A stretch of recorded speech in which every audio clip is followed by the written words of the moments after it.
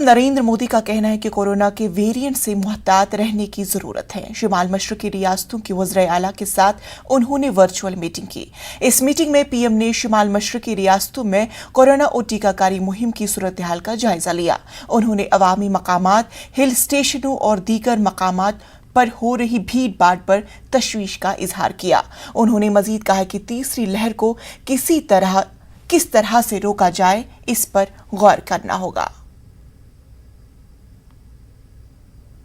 साथियों, वर्तमान परिस्थिति से हम सब भली भांति परिचित हैं।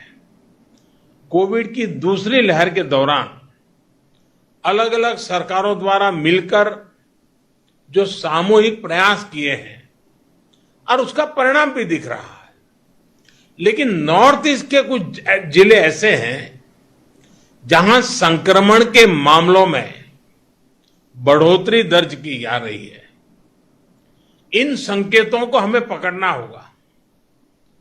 हमें और सतर्क रहने की जरूरत है और लोगों को भी लगातार सतर्क करते रहना पड़ेगा।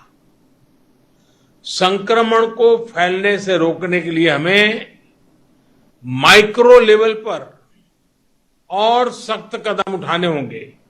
और अभी हेमंता जी बता रहे थे कि उन्होंने लॉकडाउन का रास्ता नहीं चुना, माइक्रो कंटेनमेंट जोन का रास्ता चुना।